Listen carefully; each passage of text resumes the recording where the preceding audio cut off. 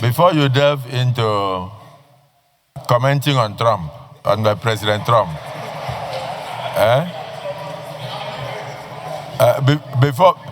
before you delve into commenting on President Trump, according to the question by Senator Nengi, because you are, of course, there's no question that you cannot answer. Senator Ojusakalo, add your question. After that, Senator. The main issue in Nigeria today is the issue between Nigeria and the United States of America. That is the main current issue. Because of your versatility, if I ask you, what in your opinion is the way forward? His Excellency, the President of the Federal Republic of Nigeria, Senator Bola Ahmed Tinubu, is already responding very well to that issue, appointing of ambassadors and pushing for them to be mobilized immediately, because truly it's more of a matter of diplomacy than law. Dr. Abdul Nengi, and I represent Bauchi Central of Bauchi State. Mr. President, let me join you in welcoming Dr. Ude to this hallowed chamber. Yesterday, the minority whip was busy going about lobbying and telling us about his very good character.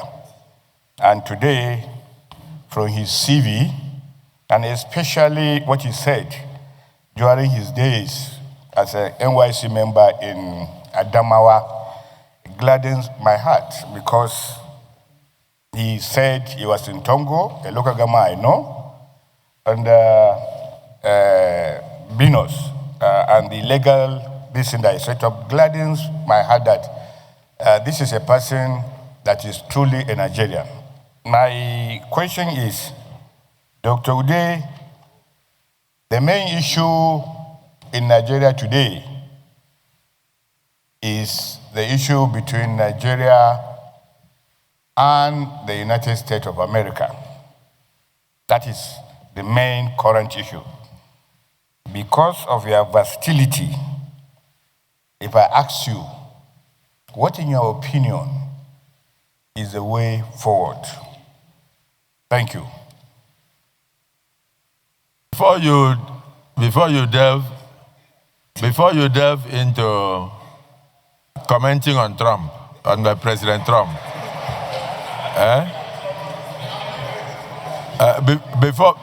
before you delve into commenting on President Trump, according to the question by Senator Nengi, because you are, of course, there's no question that you cannot answer.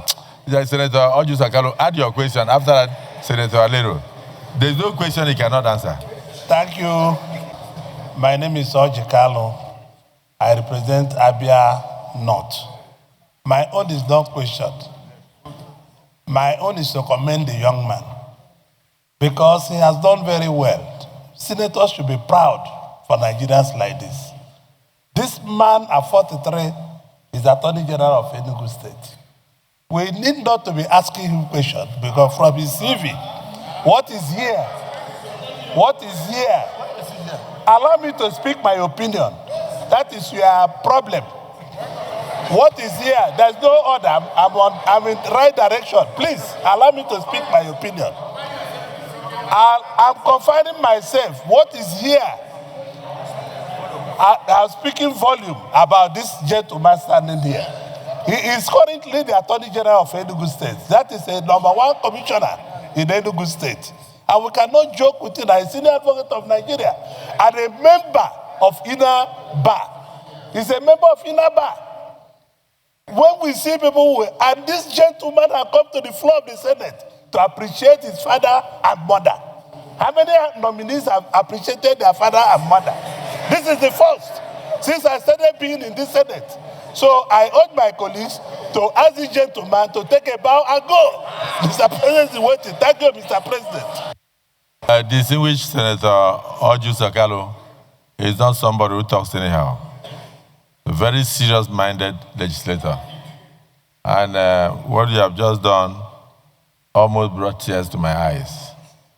any child that can appreciate the mother, appreciate the father, is a child that will appreciate Nigeria.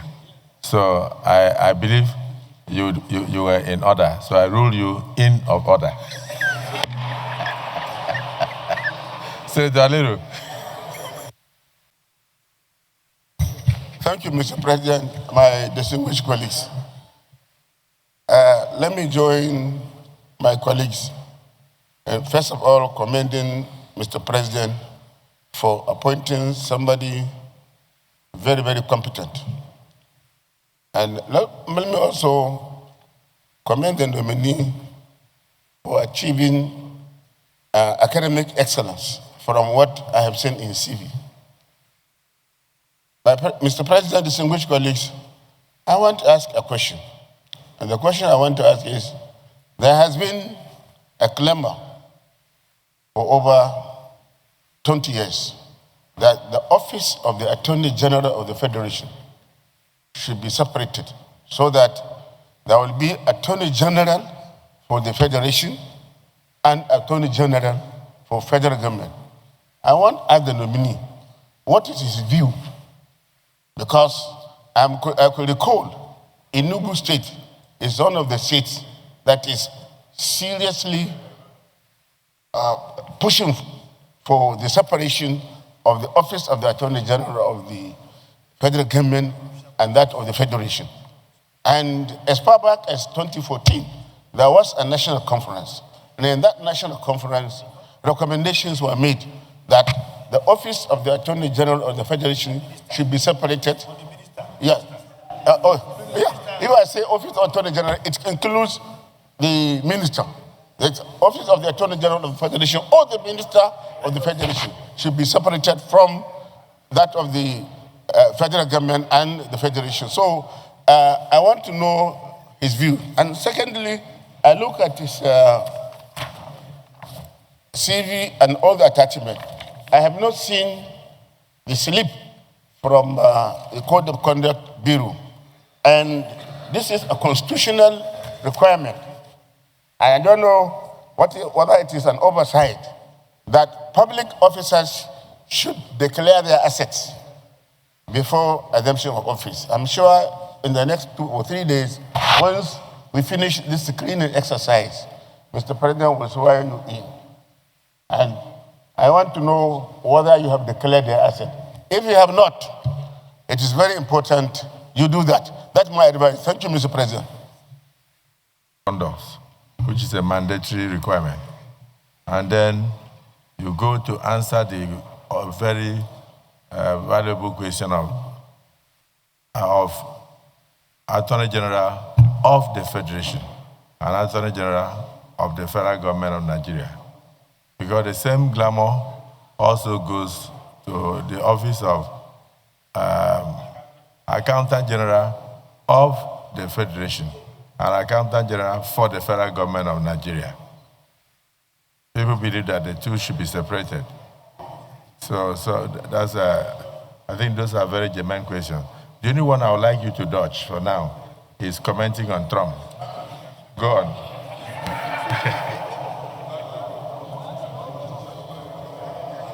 Your Excellency, the President of the Senate. Thank you, distinguished Senator Alero, for drawing my attention to the asset declaration requirement. In the course of my public service, I've always declared my assets in line with the Constitution, and I've also undertaken that for this current national assignment. So thank you, sir. So on the issue of separation of offices, there are even arguments like the current constitutional review, ongoing constitutional review, and when the senators and House of Rep members visited Enugu, and the memo they presented about the areas that they are seeking constitutional review on, one of the areas was actually the separation of the office of the Attorney General from the office of the Minister of Justice, and the separation of the office of the Attorney General of State from the office of a Commissioner for Justice. Now, there are various arguments regarding for pro and for, or against and for. And all the arguments are certainly very reasonable. So some arguments for the separation will say that the Attorney General, being the chief law officer of the state, handles prosecution. If you look at the Constitution, discover that the major responsibility, constitutional responsibility of an Attorney General is prosecutorial powers. And so some members of the public have the concern that if the office of the Attorney General remains political, that there will be influence on the Attorney General in the prosecution of cases. Therefore, that it should be separated from the political arm of that office, which is the Minister for Justice and Commissioner of Justice. So, but I'll always say that it's better people experience the reality of the office to be better grounded in their argument and reasoning. I've been Commissioner for Justice and Attorney General for over 2 years. Incidentally, my dad served as Solicitor General of the state for several years before he went to the bench. So I know the workings of this office very well. Whether it is separated or fused, it depends on the personality of the individuals there.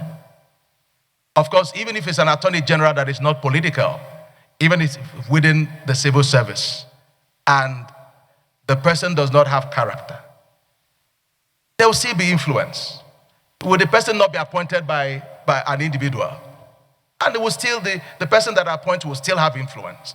So there's no institution of humanity that will not be subject to human flaws and frailties.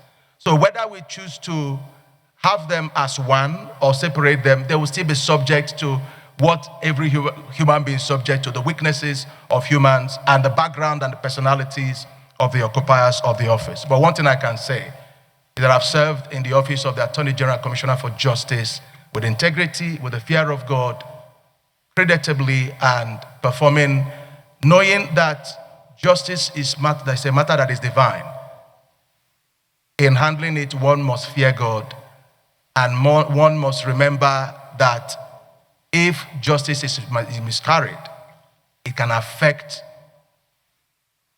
deeper than the particular case that is before that particular office. So, Mr. President of the Senate, Senator Abdul Dengue had made a comment about the relationship of Nigeria and the United States. His Excellency, His Excellency, the President of the Federal Republic of Nigeria, Senator Bola Ahmed Tinubu, is already responding very well to that issue, appointing of ambassadors and pushing for them to be mobilized immediately, because truly it's more of a matter of diplomacy than law.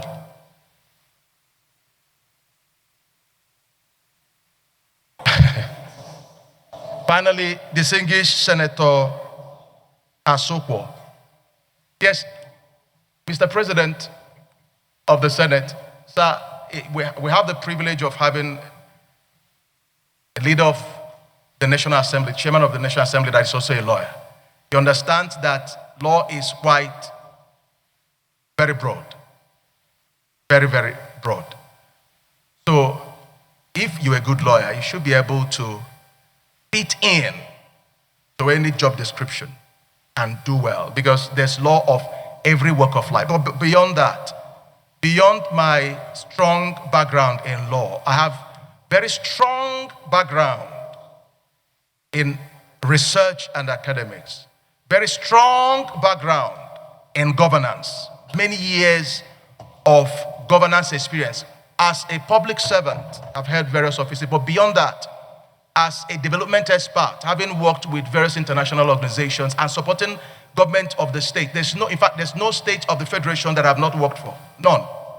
And worked in, either as a consultant for UNICEF, for UNDP, for DFID, and various other international organizations spanning different walks of life. So it's not just been law practice and litigation. No, by the grace of God, my experience, my career and professional stint have spanned across various facets of life. And this is what I would leverage to bring value to the renewed hope of the President of the Federal Republic of Nigeria, Senator Bola Ahmed Tinubu, if the Senate approves that I serve in that capacity. Thank you, sir. And I represent Abia South, Order 58-1. A senator may, rising in his place, claim to move that the question be now put.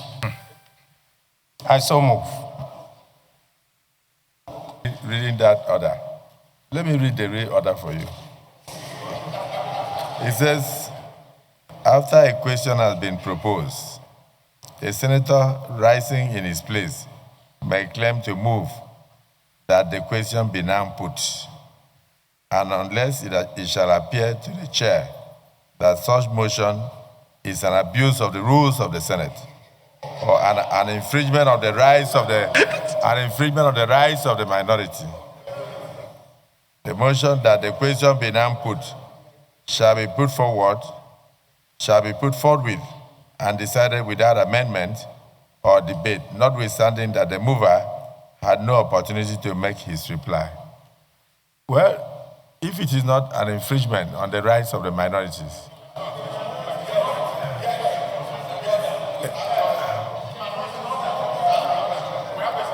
okay, Senator Larry.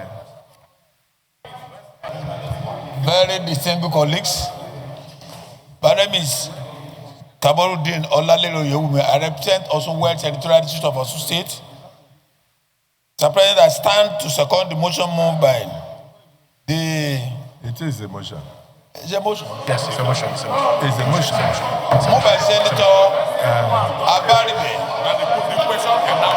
That the question should be put by the President. I so second. Where?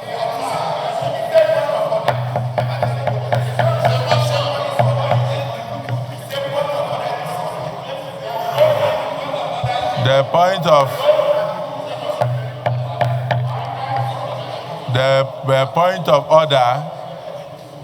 point of order raised by the civil Senator Abaribe is hereby sustained. And then no, we don't need a question. We don't need a question. We don't need a question. Yeah, even from the majority. And we are talking,